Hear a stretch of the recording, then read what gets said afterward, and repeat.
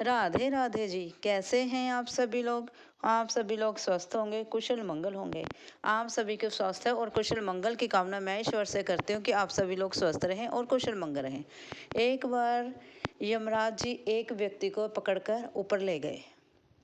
व्यक्ति ऊपर चला गया मरने के बाद यमराज जी ने चित्रगुप्त से कहा, इसका लेखा जोखा किया जाए। चित्रगुप्त जी जैसे ही कर्मों का लेखा जोखा करने लगे, पढ़ते पढ़ते उन्होंने कहा कि इसको कड़ी सज़ा मिलनी चाहिए। यमराज जी कहते हैं, चलो इसको 4 डिग्री सेल्सियस से ठंडे कमरे में डाल दिया जाए।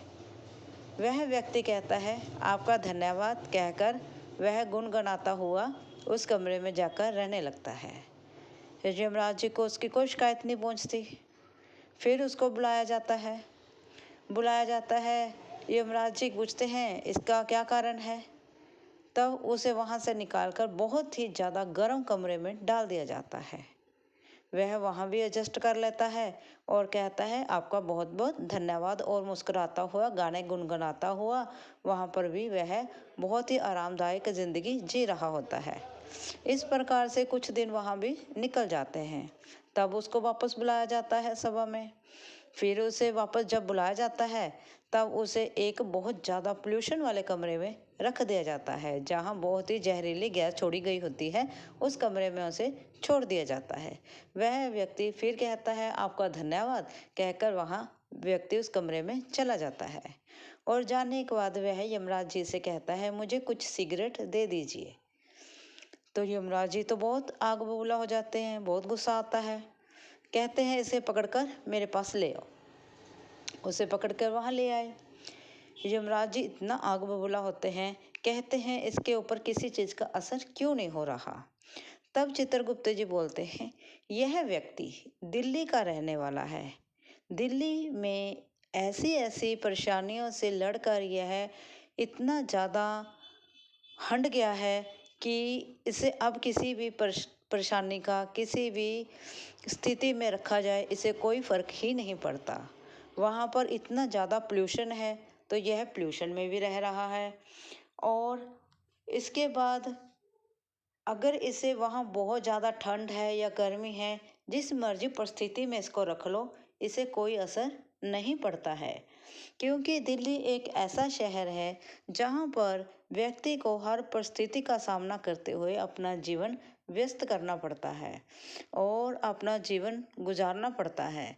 क्योंकि दिल्ली में बहुत ज़्यादा पोल्यूशन है और वहाँ पर इतना ज़्यादा पोल्यूशन होने के कारण वहाँ बहुत ज़्यादा गर्मी भी बहुत है और नाना प्रकार की वहाँ पर जो परेशानियाँ हैं। इस प्रकार से सभी बातें सुनने के बाद जो यमराज जी हैं वह सोच में पड़ जाते हैं, अब इसका क्या किया जाए। यह सोचते सोचते वह फिर जाकर चित्रगुप्त से कहते हैं, अब इसका क्या करें? चित्रगुप्त जी कहते हैं, महाराज ये तो आप पर निर्भर करता है, अब इस व्यक्ति का क्या किया जाए। चित्रगुप्त जी की बात सुनकर जो यमराज जी होते हैं वह उन्हें यही सलाह देते हैं, कहते हैं, इसे यही कड़ी से कड़ी सज़ा मिलनी चाहिए कि इसे पुनर्द्वारा पुनर्जन्म दिल्ली में ही दे दिया जाए। यह सुनकर सारा जो सभा होती है वह हक्की बक्की रह जाती है और देखती है किस प्रकार से यमराज जी ने उस व्यक्ति से हार मानकर उसे फिर से दिल्ली में पुनर्जन्म दे दिया। इस प्रकार से हमें भी अपनी हर परिस्थिति से लड़ना होगा। हर परिस्थिति का, हर परेशानी का मुकाबला कर कर हमें अपने जीवन को आगे की तरफ बढ़ाना होगा, ताकि भगवान भी हमसे इतना प्रसन्न हो जाएं कि वह सोचें कि हम इसे खुशी रखें, दुख दें या सुख दें। उन्हें भी सोचने के लिए यह मजबूर होना पड़े कि इस व्यक्ति को दुख दें या खुशियाँ दें, क्योंकि यह व्यक्ति खुशी और गम में अपने आप को ढाल लेता है।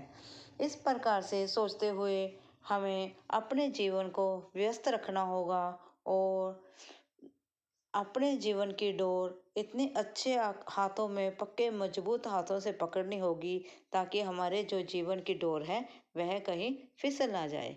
अगर अपने आपको मेरी यह छोटी सी लघु कथा अच्छी लगी हो, प्लीज़ लाइक और सब्सक्राइब जरूर करें। धन्यवाद जी।